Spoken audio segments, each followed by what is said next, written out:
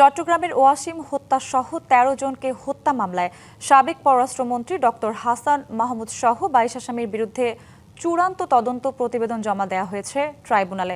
বিস্তারিত জানাতে যুক্ত হচ্ছেন সহকর্মী মিজান আহমেদ।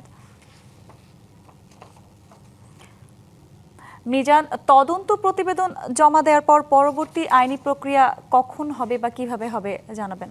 সঞ্জিতা, যেমনটি আপনি জানতে চাচ্ছিলেন, আসলে আজকে সকাল 10:30 নাগাদই কিন্তু তদন্ত সংস্থার পক্ষ থেকে এই চূড়ান্ত তদন্ত প্রতিবেদন আন্তর্জাতিক অপরাধ ট্রাইব্যুনালের চিফ প্রসিকিউটর কার্যালয়ে জমা দেওয়া হয়, যেখানে ওয়াসিম সহ ১৩ জনকে হত্যার অভিযোগে সাবেক পররাষ্ট্রমন্ত্রী ডক্টর হাসান মাহমুদ সহ ২২ জনকে আসামি করে এই তদন্ত প্রতিবেদন চূড়ান্ত করা হয়। পাশাপাশি এই চূড়ান্ত তদন্ত প্রতিবেদনে আরও যে আলোচিত নামগুলো রয়েছে তাদের মধ্যে কিন্তু সাবেক শিক্ষামন্ত্রী মহিবুল চৌধুরী নওফেল এবং সাবেক চট্টগ্রাম সিটি মেয়র আজম ও নাসির, এদের নামও রয়েছে বলে কিন্তু আমরা শুনতে পেরেছি। এবং এর কিছুক্ষণ পর কিন্তু এই বিষয়ে আন্তর্জাতিক অপরাধ ট্রাইব্যুনালের চিফ প্রসিকিউটর মোহাম্মদ আমিনুল ইসলাম তিনি কিন্তু গণমাধ্যমে কথা বলবেন এবং তিনি যেমনটি জানিয়েছেন তদন্ত প্রতিবেদন তিনি পেয়েছেন।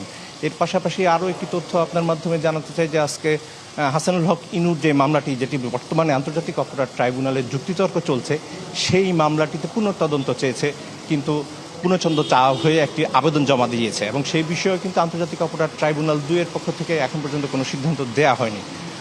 যদি আবার ওয়াসিমের প্রসঙ্গে ফিরে আসি, সেক্ষেত্রে বলতে হবে যে ২০২৪-এর রক্তস্নাত যে গণ অভ্যুত্থান, সেই গণ অভ্যুত্থান চলাকালে ২০০-র বেশি সার্ভিস ও ফিচারে লেনদেনের সব বিকাশ অ্যাপে সম্ভব।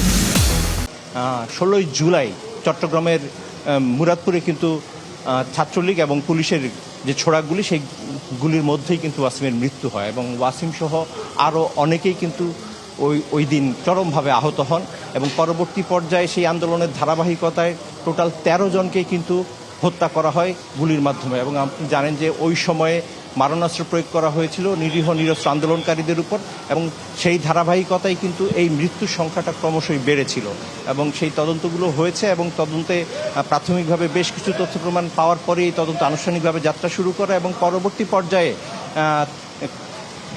পর্যায়ে কিন্তু পরিপূর্ণ তদন্ত শেষ হয় এবং সেই তদন্তটি আজকে আন্তর্জাতিক অপরাধ ট্রাইব্যুনালের রেজিস্ট্রারের কাছে জমা দেওয়া হবে এবং রেজিস্ট্রারের কাছে জমা দেওয়ার পরই কিন্তু এই মামলাটি কোন ট্রাইব্যুনালে বিচার্য হবে, ১ না ২, তা নির্ধারিত হবে এবং তার মধ্য দিয়েই আনুষ্ঠানিকভাবে এই মামলাটির যেই আদালতের যে বিচারিক কার্যক্রম তা এগিয়ে যাবে। তো এই ছিল আসলে আন্তর্জাতিক অপরাধ ট্রাইব্যুনাল থেকে এই বিষয়ে সবশেষ তথ্য। ফিরে যাচ্ছি স্টুডিওতে সঞ্জিদা আপনার কাছে। মিজান, ধন্যবাদ আপনাকে।